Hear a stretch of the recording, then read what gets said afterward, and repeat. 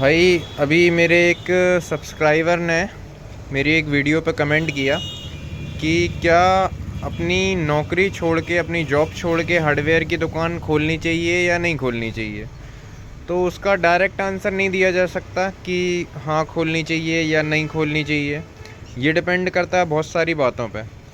जैसे कि आपको इंस्टेंट, क्या आपको पैसों की ज़रूरत है इंस्टेंटली, है ना, तुरंत में आपको पैसे चाहिए, है ना, मतलब आपका, या फिर आपका कोई आय का दूसरा साधन हो, है ना, कहीं और से कोई इनकम आ रही हो। तो ये अलग अलग चीज़ों पर डिपेंड करता है। इसमें मैं डायरेक्टली नहीं बता सकता। मैं बस इतना बता सकता हूँ कि बाकी व्यापार से काफ़ी अच्छा होता है हार्डवेयर का व्यापार, है ना। बाकी व्यापार करना है या नहीं करना है ये आपके ऊपर डिपेंड रहता है कि आपकी सिचुएशन कैसी है, आपका लिविंग स्टैंडर्ड कैसा है, आपके इनकम के सोर्सेस कौन कौन से हैं, है ना। यदि आपके पास कोई और इनकम का अदर सोर्स नहीं है और आप डायरेक्टली अपनी जॉब छोड़ के और हार्डवेयर का दुकान डालने का सोच रहे हो, तो मैं आपको एक चीज़ बता दूं कि कोई भी बिजनेस हो, रिस्क रहता है ना। हो सकता है शुरुआत में कम चले, हो सकता है बिल्कुल ना चले, हो सकता है कि इतनी चले कि आप, मतलब जितना जॉब में भी ना कमाते हो उससे कहीं ज़्यादा आप कमा लो, है ना। तो कोई भी धंधा बनाने में टाइम लगता है। कोई भी व्यापार करोगे आप, एक समय के साथ साथ बढ़ता है।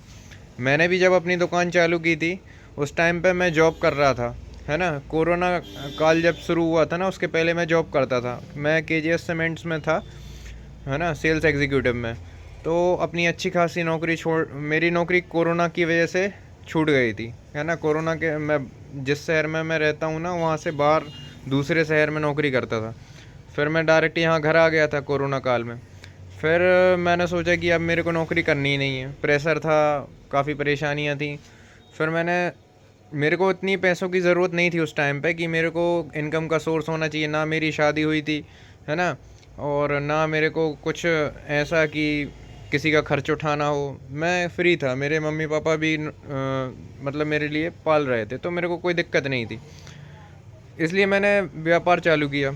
अब आपके ऊपर डिपेंड करता है कि आपके लिए अदर सोर्स ऑफ इनकम है या नहीं है, या आपको तुरंत हर महीने पैसों की ज़रूरत है तो कितनी है। अचानक से आप जॉब स्विच कर, मतलब छोड़ के, और व्यापार चालू करोगे तो आपको कहीं ऐसा ना हो कि आगे चल के परेशानी आ जाए पैसों की, है ना। तो ये सब बातें ध्यान में रखनी पड़ती हैं। फिर उसके बाद अगर आपको इंस्टेंट दुकान में प्रॉफिट चाहिए तो आपके पास अच्छी खासी कैपिटल होनी चाहिए, है ना, कि आप अच्छी खासी लागत दुकान में लगा सको। तकरीबन 20-30 लाख रुपए आपके पास होना चाहिए, जब जाके आप जॉब छोड़ के हार्डवेयर की दुकान करके, मतलब एक एवरेज इनकम कमा सकते हो। आप जितना एक एवरेज आदमी जॉब में कमाता है, 40-50 हज़ार रुपये, उतना आप कमा सकते हो। लेकिन उसके लिए आपको 30-40 लाख की लागत चाहिए, और सारा मैनेजमेंट करना पड़ेगा आपको कि रेंट भी निकलता रहे आपका, प्रॉफिट भी निकलता रहे आपका, है ना, और जो प्रिंसिपल अमाउंट है वो भी निकलता रहे।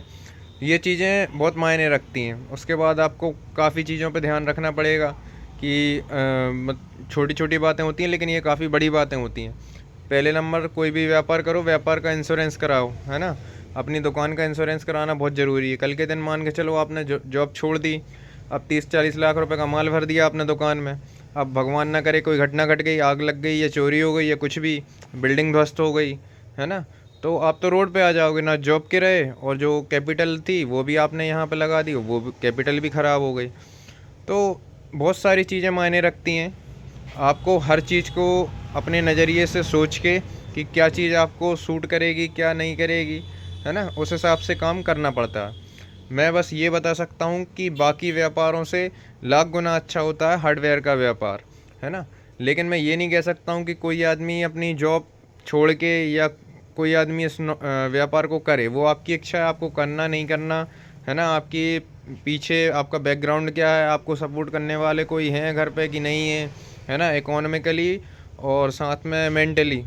क्योंकि बहुत सारा स्ट्रेस लेवल होता है जब आप व्यापार करते हो। व्यापार करने का मतलब ये नहीं होता कि आप शटर खोल के सामान भर के बैठ गए और दुकान रेंट पे ले ली और बस ग्राहक आएगा आप सामान बेचोगे। ये नहीं होता व्यापार। व्यापार का एक पार्ट होता है ये। व्यापार करने के पीछे बहुत सारी परेशानियां, बहुत सारा स्ट्रगल, बहुत सारी समस्याएं भी होती हैं, है ना, जो आपको हर कोई बताएगा नहीं। अब वो व्यापारी ही जानता है कि उसे कितनों आदमियों से पैसे लेने हैं और कितने आदमियों को पैसा देना है। उसके बाद सारा मैनेजमेंट करना, फिर स्टाफ का मैनेजमेंट करना, हर एक चीज़ के बाकायदा रिकॉर्ड रखना। ये सारी चीज़ें एक्सपीरियंस के साथ साथ आती हैं। कौन सा माल कितना लाना है ना, कि माल ख़राब भी ना हो। अब मान के चलो आप 30-40 लाख का सामान तो ले आए, आपने इकट्ठा कोई माल मंगा के रख लिया, कोई ऐसा लोहे का माल या कोई ऐसा जो जंग लग जाए, तो वो तो बेकार हो जाएगा, है ना। बहुत सारे ऐसे माल आते हैं जो लोहे जंग लगने के बाद वो लोहा बिकता नहीं है, और बहुत सारी चीज़ें ऐसी आती हैं लोहे में जो जंग लगने के बाद भी अच्छे खासे रेट पर बिकती हैं। तो ये चीज़ें एक्सपीरियंस के हिसाब से आती हैं। कई चीज़ें ऐसी होती हैं, फॉर्म रहते हैं, वो एक समय बाद ख़राब हो जाते हैं, है ना। कई चीज़ें होती हैं ऐसी, लेकिन उन चीज़ों का पता लगने के लिए आपको लगभग 2 साल का समय लग जाता है। 1.5 साल तो आराम से लग जाता है। और हर एक चीज़ का रिकॉर्ड रखना, व्यापार करने के साथ साथ लोगों से बात करना, है ना। आपके अंदर स्किल्स होनी चाहिए कि आप लोगों से किस तरीके से बर्ताव करते हैं। चाहे वो आपका दुश्मन ही क्यों ना हो, लेकिन अगर आपकी दुकान पे आ रहा है कुछ सामान ख़रीदने या कोई सलाह लेने आपसे, तो आप उसको एक फ्रेंड की तरह ट्रीट कर रहे हो कि आप एक एनिमी की तरह ट्रीट कर रहे हो। बहुत सारी बातें मायने रखती हैं। मेरे कई ऐसे लोग हैं यहाँ पे एरिया पे जिनसे मेरी नहीं बनती, मतलब उनका व्यवहार मेरे को बिल्कुल भी पसंद नहीं हो। कई बार मैं उन्हें डांट भी देता हूँ, लेकिन कभी भी वो मेरी दुकान पे आ जाए ना मेरे से सलाह लेने के लिए या मेरे से सामान लेने के लिए, तो मैं उनको एक फ्रेंड की तरह ट्रीट करता हूँ। उनसे मैं पुराने गिले शिकवे सारे भूल जाता हूँ। कई लोग ऐसे होते हैं जो मेरे पैसे खाए हुए हैं उधार, मतलब मेरे वापस नहीं कर रहे हैं, सामान लेगा उधार लेकिन पैसे वापस नहीं कर रहे हैं, लेकिन वो दोबारा मेरी शॉप पे आते हैं, तो मैं उनसे ऐसे ट्रीट करता हूँ जैसे हम लोगों के बीच में कोई भी गिला शिकवा ना हो। तो इससे क्या होता है, एक बॉन्डिंग बनती है। हो सकता है कि वो पैसे दे जाएं, है ना। कई आदमी दे जाते हैं पैसे कि चलो यार इसका व्यवहार अच्छा है और चीज़ भी अच्छी दे रहा है और सही रेट पे दे रहा है ना, तो आदमी दे जाते हैं पैसे। और कई आदमी ऐसे रहते हैं जो नहीं दे पाते हैं, तो उनसे फिर निकालने का तरीका भी आपको आना चाहिए, है ना। कि भाई एक कहावत है कि जो आदमी देना जानता है वो लेना भी जानता है। तो ये आपको ये चीज़ें धीरे धीरे समय के साथ सीखनी पड़ जाती हैं। तो इसीलिए कोई भी फ़ैसला एकदम से नहीं लिया जाता है। आप जॉब कर रहे हो, अच्छी बात है। जॉब के साथ साथ आप एक, मेरा सजेशन ये रहेगा, जॉब के साथ साथ एक साइड बिजनेस करो, है ना। साइड बिजनेस ऐसा कि आपको अगर हार्डवेयर का ही काम करना है तो आप होलसेलिंग चालू कर सकते हो, है ना। होलसेलिंग की वीडियो भी मैंने डाली हुई है वीडियो यूट्यूब पर, वो आप देखो। किसी भी चीज़ को लेके मान के चलो यही है ना, इनकी होलसेलिंग चालू कर दो, ये पाइप की होलसेलिंग चालू कर दो। आपको ग्राहक के ढूंढना ही नहीं है, आपको सिर्फ व्यापारियों को ढूंढना है। व्यापारियों को एक नेटवर्क बनाना है व्यापारियों के साथ, और व्यापारियों को माल सप्लाई करना है। ये काम आप लोग कर सकते हो। हाँ, धीरे धीरे जब आपका अच्छा खासा होलसेलिंग का काम जम जाए और एक जितनी इनकम आपकी जॉब से होती है उससे आधी से भी ज़्यादा इनकम अगर हो जाए होलसेलिंग से, उसके बाद फिर आप जॉब छोड़ सकते हो। फिर आप डायरेक्ट अपना एक काउंटर डाल सकते हो, है ना। रिटेल काउंटर डाल सकते हो, होलसेल काउंटर डाल सकते हो, जो भी इच्छा हो आपकी।